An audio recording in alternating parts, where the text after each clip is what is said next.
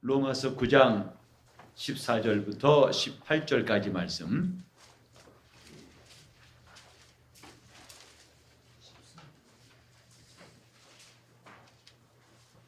구 장 14절로 18절. 예? 예, 9장. 어디 좀 번지 달라요? 9장 14절부터 18절까지 교독하시겠습니다. 그런즉 우리가 무슨 말하리요?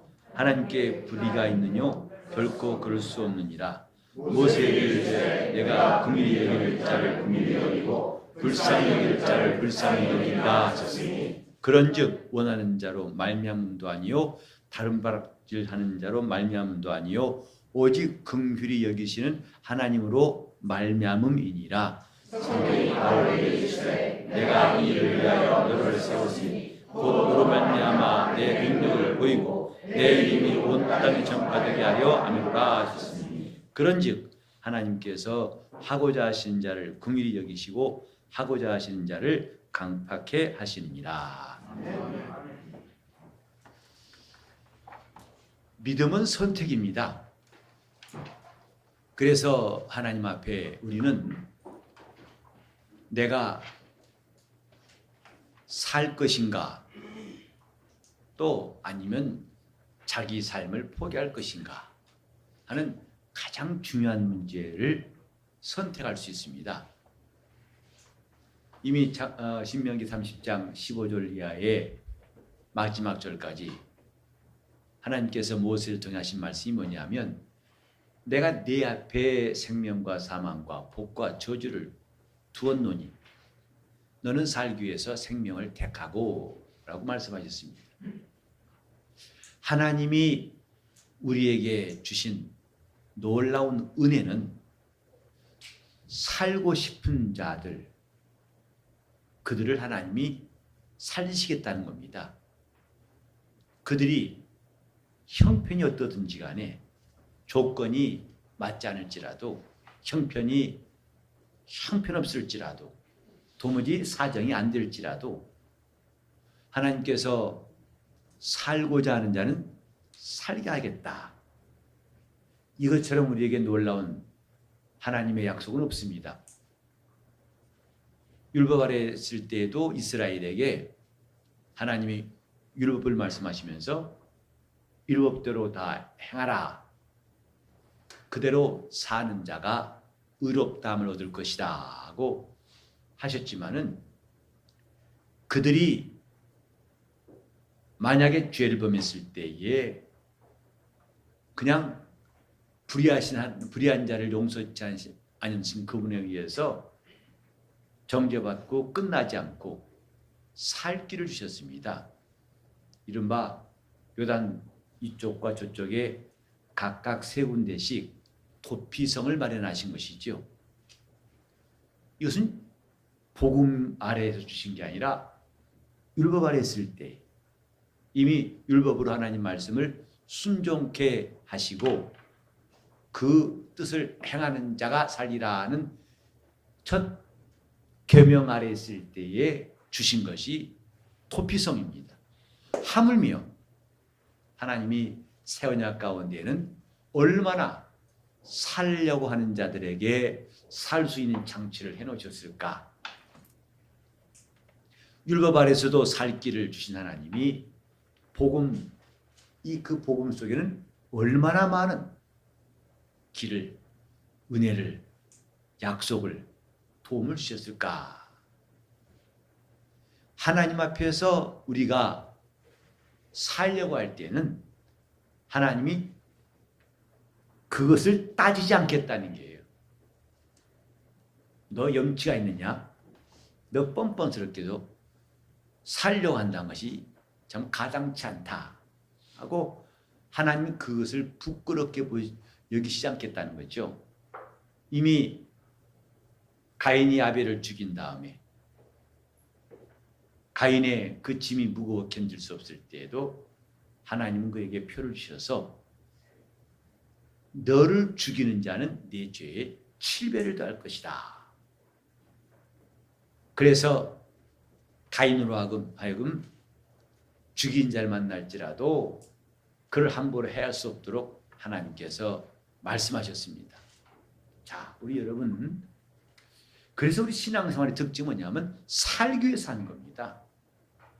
우리가 예배하는 것도, 하나님께 봉사하는 것도, 또 기도하는 것도, 전도하는 것도, 주일에 순종하는 것도 가장 기본적이고 정직한 자세는 살기 위해서입니다.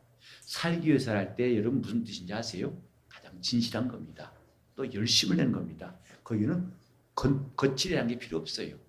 오직 간절하고도 진실하고도 자기가 멈출 수 없는 그런 자세가 바로 살기 위해서 하는 자세, 바로 그겁니다.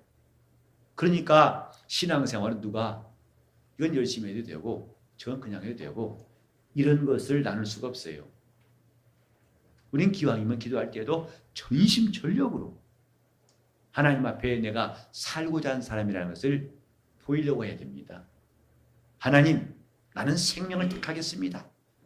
나는 사는 길을 택하겠습니다. 그래서 시험이라고 하는 요소가 자기에게 접근할지라도 단호히 물리칠 각오가 되어 있어야 됩니다.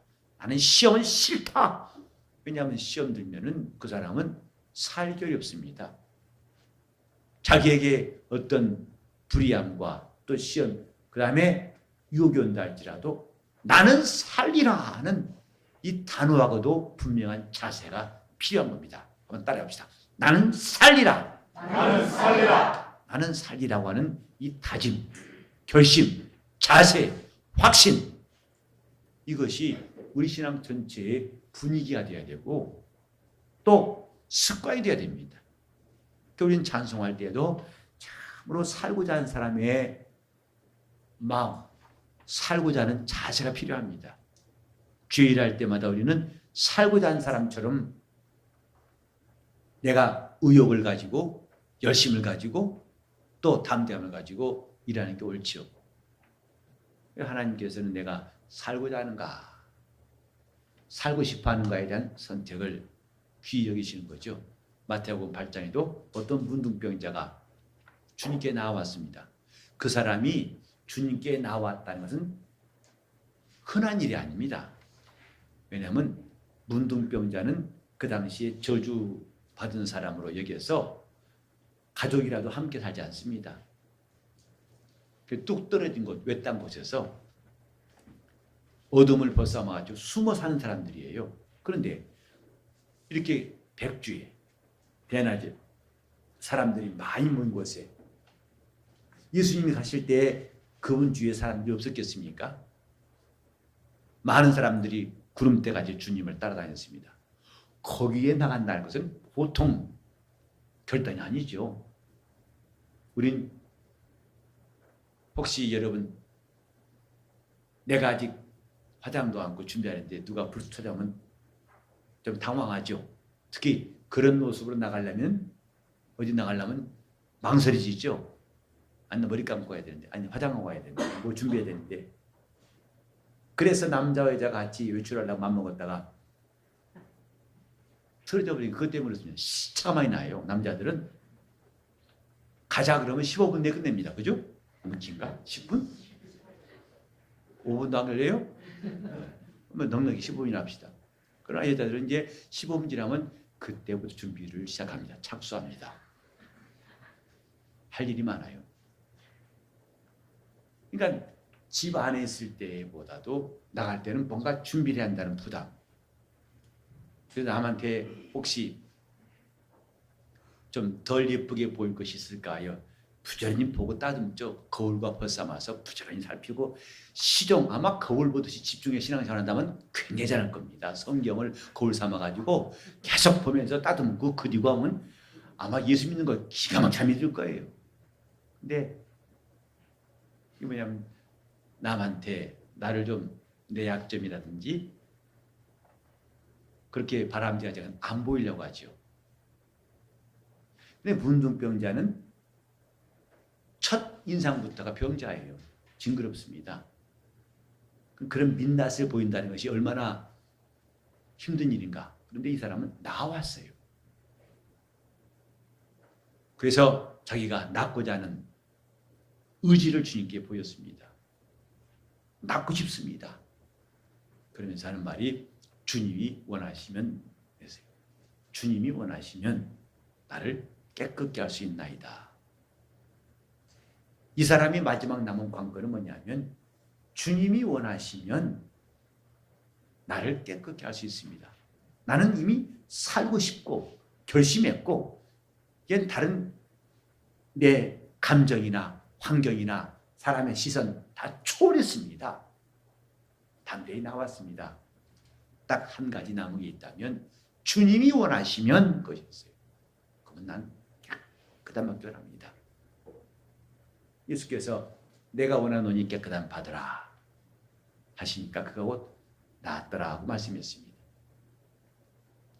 우리는 이렇게 신앙생활할 때에 내가 선택할 때에 우리가 망설이게 되고 피하게 되고 또 포기하게 되는 여러 요소들이 있습니다. 믿음은 항상 위기를 동반한다는 거 아시지요? 하나님 뜻대로 하려면 반드시 위기가 따라옵니다. 자기를 초월해야 되고 자기의 가진 것을 내려놓아야 되고 자기가 하고 싶은 것을 하지 않는 어찌 본다면 희생이라 할 수 있어요. 버려야 한다 이 말이죠. 주님께서도 나를 따라오려거든 전토와 자매와 아비나 어비나 형제나 이 모든 것을 미워하거나 버리지 않고는 나를 따를 수 없느니라. 이런 선택이 믿음이라면 오늘 우리는 아주 더 중요한 사실, 우리가 믿음을 갖고 있는 사람이라면 꼭 이해할 것이 또 하나 있다 이 말입니다. 그게 뭐냐? 하나님의 권리예요. 내가 믿음으로 해결하기 전에 그 이상의 것, 우리가 믿음을 말하기 전에 그 이전에 우리가 알아야 할 게 뭐냐? 하나님의 권리예요. 즉 사람들은 내가 선택하면 다 되겠지, 내가 살려고 하면 다 될 거야, 하려고 하면 다 돼, 믿음이 선택이라고 해서 그것만 너무 강조하다 보면요 그 종교가 되는 거예요. 그 믿음을 주신 그분의 그 이전에 권리가 있다. 이걸 갖다 보통 어렵게 말하면 하나님의 주권이라고 합니다. 하나님의 절대 주권. 하나님이 주인 되신 그분의 권리. 이것은 왜 그렇게 하십니까? 왜 저렇습니까? 하고 따질 수 있는 게 아니에요. 오늘 이 본문에도 보면 하나님이 불의하시냐 그랬죠. 하나님이 불의하시냐? 그럴 수 없느니라. 이건 뭘 말하냐면 하나님이 정하신 뜻, 그분의 권리에 대해서 우리가 판단할 수 없다는 것을 말합니다. 자, 한번 따라볼까요? 하나님의 절대 주권. 하나님의 절대 주권. 믿음의 선택이라고 해서 우리에게 우선권이 있는 것은 아니다 이 말이죠. 항상 그분에게 우선권이 있어요. 왜? 그분은 토기장이시고 우리는 그분이 빚으신 토기일 뿐이에요. 이것이 창조주와 조물주의 근본적인 한계와 차이점입니다. 전능하신 그분과 우리의 이 무능한 제한된 모습의 차이점이다. 이것을 제대로 이해할 때 우리가 신앙을 바로 가질 수 있어요. 우린 때때로 하나님이 너무하십니다. 이럴 수 있습니까? 어떻게 우리 집에 가장 하나밖에 없는 귀한 아이인데 이렇게 갑자기 데려가실 수 있습니까? 그리고 나중에 목사한테 목사님 이게 말이 됩니까? 하나님이 이러실 수 있습니까? 하고 말하는 사람들 가끔 봐요. 좀 딱하죠. 딱하죠. 또 이해가 안 되죠. 사람 머리 위에 안 되는 것이 왜 없습니까? 믿음이 있다고 해서 다 하나님이 하신 일을 그렇다. 물론 신앙이 견고한 사람들은 이제부터 주의 뜻대로 되는 일에 대해서는 다 감사할 것이지만은 그렇지 않을 때는 하나님 하신 일이 도무지 이해가 안 된다. 분명히 여러분도 그런 것이 있을 거예요. 근데 바울은 이제 그 부분을 말하고 있어요. 하나님의 절대 주권. 즉 하나님은 은혜 베풀 자에게 은혜 베푸시고 또 그 원하신 사람들을 강팍하게 만드신다. 이 본문에도 이런 말씀이 있죠. 내가 긍휼히 여길 자를 긍휼히 여기고 불쌍히 여길 자를 불쌍히 여기리라. 이것은 그분의 뜻이에요. 그분의 권리입니다. 이걸 인간들이 하나님 왜 그 사람을 불쌍히 여기십니까? 그건 말이 맞지 않잖아요. 이런 식의 말은 합당치 않다 이 말이죠. 즉 인간은 하나님이 불의하시다고 말할 권리가 없어요. 하나님은 의가 되신다는 말은 그 의를 다른 피조물이 판단할 권리가 없어요. 다만 우리는 그 뜻에 순종할 뿐이에요.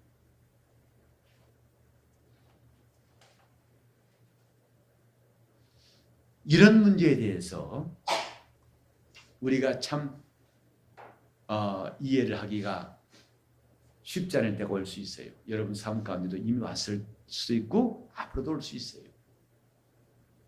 저 다윗이 바세바하고 동침한 다음에 아이를 낳았습니다. 그 아이가 참 다윗에게는 귀했던가 봐요. 근데 갑자기 걔가 어렸을 때 그만 열병을 앓고 심히 앓다가 거의 죽기 직전이라서 다윗도 급해가지고 기도했죠. 금식하면서 일주일 동안 기도했습니다. 아이를 살려달라고 기도했습니다. 근데 일주일 후에 아이는 죽었어요. 이걸 보고 많은 신하들이 어찌할 바를 몰랐어요. 왜? 왕이 상심할까 봐. 저렇게 왕이 매달렸는데 애착 가지고 기도했는데 마침내 죽었으니 어찌하랴. 죽었단 말을 전하기 어려워서 수근수근 내어줬습니다. 다윗이 알아채고서 아이가 죽었느냐? 네, 죽었습니다. 그때 다윗이 금식을 풀고 머리에 기름 바르고 얼굴을 씻고 하나님께 나가서 제사한 다음에 음식 가져오라고 했어요. 이런 모습이 참 드물지요. 하나님이 나를 버리셨는가? 왜 이 아이를 거두하셔야 되는가? 아니 살려두면 어떤? 하나님 뭐가 하나님 부족하셔서 이 아이를 데리고 가시는가? 라고 그 일에 대해서 마음에 걸려가지고 불신앙에 빠질 수 있지만은 다윗은 그렇지 않았습니다. 그때 다윗이 한 말이 뭐냐면 내가 하나님께 기도한 것은 혹시 그를 살리실까 함이었느니라. 혹시 그를 살리실까 함이었고 그런데 하나님이 그를 데려가셨으니 내가 어찌하랴. 다윗의 믿음이 참 훌륭한 것은 이런 하나님의 절대 주권을 인정한 사람이었다는 것입니다. 즉 우리는 하나님 앞에 그분의 역사하심에 대해서 때로는 불만을 가질 수 있고 불평할 수 있고 원망할 수가 있어요. 그건 뭐냐면 내가 지금 갖고 있는 것이 옳다고 보기 때문인 것입니다. 이게 맞다고 보기 때문에 하나님 이건 아니지 않습니까? 라는 거예요. 바로 그런 판단과 상황을 두고서 오늘 이 말씀 읽으시면 되겠어요. 그분은 하고자 한 자를 그가 이제 긍휼히 여기시고 하고자 한 자를 강팍해 하신 분이다. 즉 그것에 대해서 인간이 판단할 것을 허락지 않으셨어요. 그게 하나님의 절대 주권입니다. 믿음은 이것을 기초로 할 때 제대로 설 수 있어요.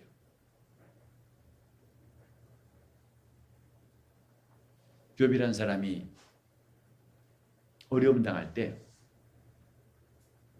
그 옆에 있던 부인이 와 그랬어요. 아니 하나님이 이렇게 당신을 버리셨는데 봐라. 하루아침에 10남매가 죽고 담장이 무너져가지고 깔려 죽고 모든 소유가 다 풍비박산돼가지고 다 날아가 버리고 얘는 다 쫄딱 당신 몸도 지금 사방에 욕창 나가지고 다 세금파리를 박박 긁고 가려움을 이기려고 몸부림치고 참 꼴좋다. 하나님 욕하고 죽어라 그랬어요. 그때 말하기를 참 너는 어리석다. 주신 이도 하나님이시고 취하신 이도 하나님이시다. 내가 어떻게 그분을 판단할 수 있겠느냐 했어요. 이것이 하나님의 권리를 인정하는 태도거든요. 그분은 누구도 불의하다 할 수 없는 분, 유일한 분이시다. 자, 하나님은 의로시다. 시작. 하나님은 의로우시다. 그것은 그 누구도 하나님의 의에 대해서 판단할 권리가 없다는 뜻이에요. 그리고 그분이 하신 일에 대해서 이건 맞지 않습니다 하고 따질 수 있는 내용이 아니라는 것입니다. 나라의 위정자들에 대해서는 국민들이 때로는 반대할 수 있어요. 정치 이런 거 아닌데 지금 이렇게 가면 안 되는데 말할 수 있어요. 그래서 그건 잘못되었다 하고 성토할 수 있어요. 그건 가능해요. 왠지 아십니까? 나라의 주인은 대통령이 아니에요. 국리 주인이에요. 옛날에 왕이 하는 것에 대해서는 그런 말이 용납하지 안 됐지만은 요즘에는 얼마든지 정치가 잘못됐다 하고 얼마든지 비판할 수 있습니다. 왜냐하면 그가 의롭지 않기 때문이에요. 얼마든지 불의할 수 있고 잘못된 정책을 펼 수 있습니다. 국민들은 감시하게 되고 비판할 수 있습니다.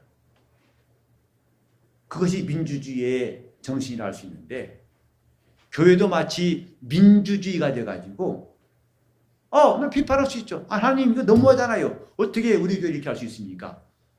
이것은 매우 지나친 겁니다. 하나님은 하고자 하신 자를 하게 하시고 하고자 한 자를 그가 얼마든지 강팍해 만드실 수 있는 분이라. 바로가 10가지 재앙을 만날 때까지 하나님은 그 마음을 강팍해 했다고 했어요. 그냥 뒀더라면 그도 아마 한두 번, 첫 번째나 두 번째 재앙만 와도 화들짝 올라가지고 손 반짝 들을 수 있어요. 원래 바로의 성격이 강팍하다고 성경 말하지 않습니다. 하나님이 바로의 마음을 강팍해 하셨다고 했어요. 왜? 하나님이 자기 능력을 보이시고 그 이름을 온 땅에 전파하게 하시려고 바로는 그렇게 쓰신 거예요.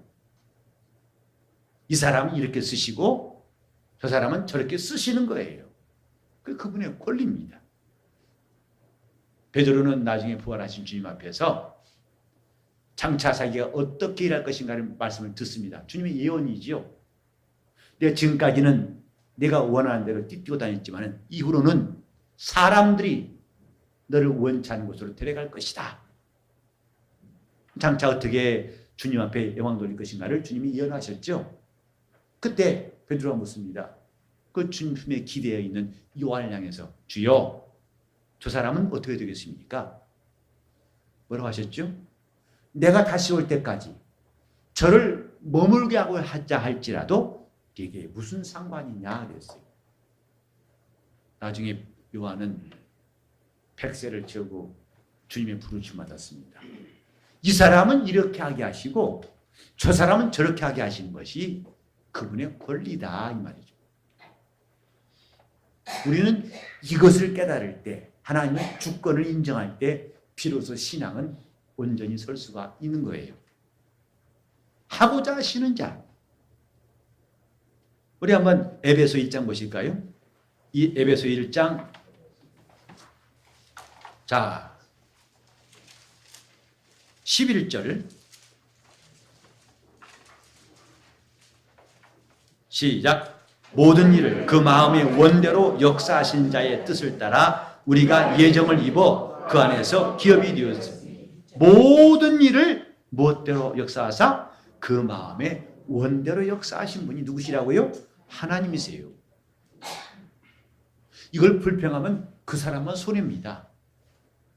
그분이 뜻을 바꾸시거나 그분이 불의하시다고 그분을 심판받지 않습니다.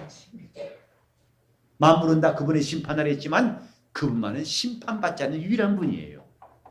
모든 일을 그 마음의 원대로 역사하시는 자의 뜻을 따라서 자, 제가 한번 하나님은 그러면 모든 일을 그 마음의 원대로 역사하시는 분 해보세요. 하나님은 모든 일을 그 마음의 원대로 역사하시는 분. 하나님은 모든 일을 그 마음의 원대로 다시 한번 하나님은 모든 일을 그 마음의 원대로 역사하시는 분. 그렇게 우리가 하나님을 알고 믿음을 가져야 한다 이 말이죠. 모든 일을 그 마음의 원대로 역사하시는 분. 이걸 인정한다면 우리는 그분이 역사하신 일에 대해서 가타부터 말하는 것이 맞지 않습니다.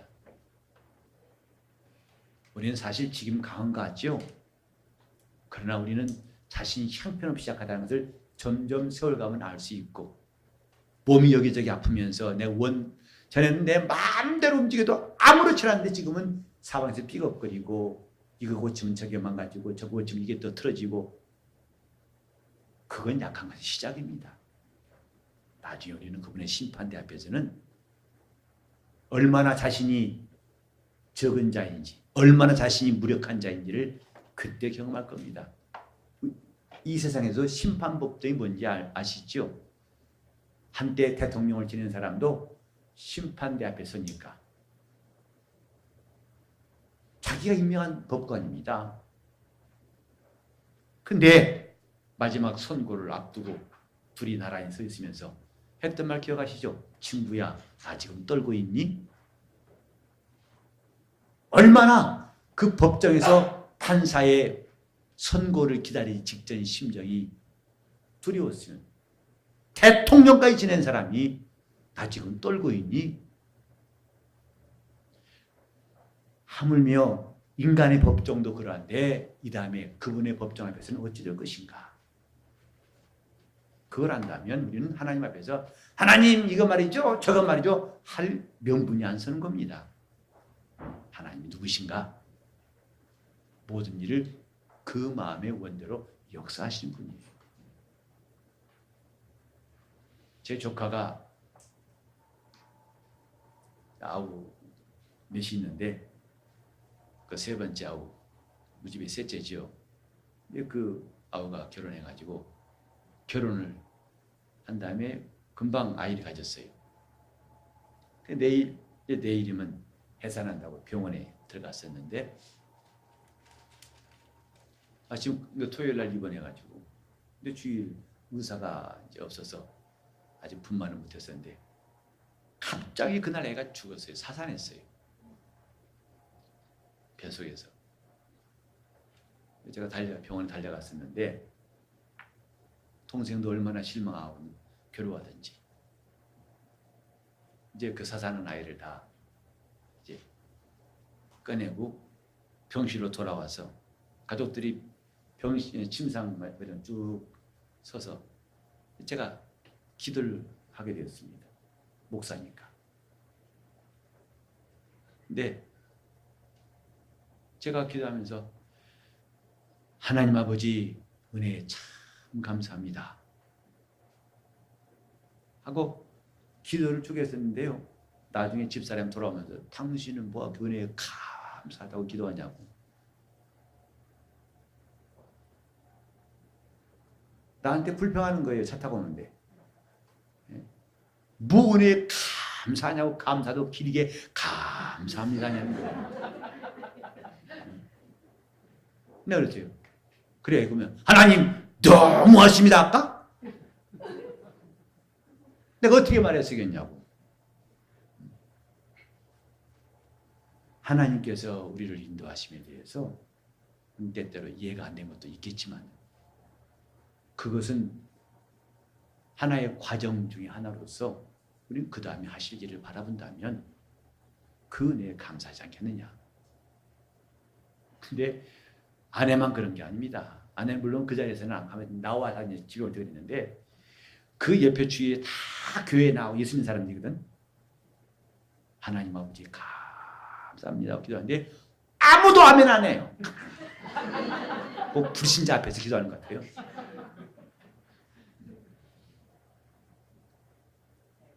정말 우리 생각에는 뜻밖의, 아니 이렇게 우리 예수 믿는 가정인데 이런 일이 하루 앞두고 죽은 겁니다. 출산을 갖다가. 이해가 되겠습니까? 그러나 우리가 할 수 있는 다른 것이 없다. 하나님 인도하신 우리는 순종하고 감사한 것뿐이다. 나중에 이제 영적인 문제를 알고 은혜도 받고 다시금 이제 두 번째 가져가지고 지금 커가지고 대학원 들어갔어요. 그 아이가. 제가 아끼던 이름, 정말 평소에 아끼던 이름, 그건 사실은 제가 우리 집에서 아들 낳으면 주려고 딱 지었던 이름이거든요. 이제 아들이 안 나와서 안 줬어요. 근데 참 그 이름을 내가 주었습니다. 그 이름 붙이라고. 우리는 지금 하나님의 주권에 대해서 얼마나 이해하고 있는가. 그분은 하고자 하신 자를 의롭다 하시고, 오늘 저와 여러분이 의롭다 안 받은 게 사실 말이 됩니까? 의롭다 안 받을 만한 사람이 됩니까? 그러나 그가 유대인도 아니고 이방인들에게 값없이 누구든지 누구나 다 예수를 믿으면 그 앞으로 나올 수 있게 베푸신 것도 그분이 하고자 하신 뜻이었어요. 은혜 베푸시는 것도 그분이 하고자 하신 뜻이었고, 마음을 강팍케 하여 그가 다시는 돌아올 수 없는 일로 가버리게 한 것도 하나님께서 하고자 하신 대로 하신 일이다 이 말이죠. 놀라운 것은 이 일에 대해서 옳다 그르다는 것 자체가 무익한 일이다 이 말입니다. 왜? 그분은 주인이세요. 그분은 우리보다 크신 분이시고 그분은 만물을 마침내 심판하실 분이십니다. 중요한 것은 우리 모두가 다 그분 앞에서 그분이 하고자 하신 자, 그분이 정말 선한 일을 또 주님이 기뻐하신 일을 하고자 하실 때 우리가 그분 앞에 기억하신 바가 되고 그분이 붙드시고 끌어쓰신 사람이 될 수 있어야 할 것입니다. 그분은 나에게 대하여 내 가정과 우리 교회에 대해서 은혜 베푸시려고 결심하신 사람들, 결심한 가정들, 그분이 세우시기로 작정하시고 그분이 일하시기로 그분이 하고자 하시려고 결심하신 교회가 된다면 이것처럼 놀랍고 감사한 일이 또 있겠습니까? 그분이 하고자 하신 뜻이 내 속에 있기를 예수 이름으로 축원합니다. 하고자 하신 분 앞에 우리는 하나님의 인정받을 수 있도록 해야 됩니다. 하고자 하신 분 앞에 우리는 내가 살려고 한 자임을 보여드릴 수 있도록 해야 됩니다. 하고자 하신 분 앞에 우리는 간사함이 없는 참 그리스도인으로 살려고 하는 것, 이건 참 귀한 일입니다. 주의 뜻대로 되어진 일을 우리는 범사에 인정할 수 있기를 예수 이름으로 축원합니다. 하고자 하신 일은 옳습니다. 우리는 항상 주님이 옳습니다라고 인정할 수 있는 것, 이게 믿음이에요. 주님이 하신 일은 옳습니다. 그래 예수께서는 일생 동안 오직 그에게는 아니람이 없고 예만 되었느니라.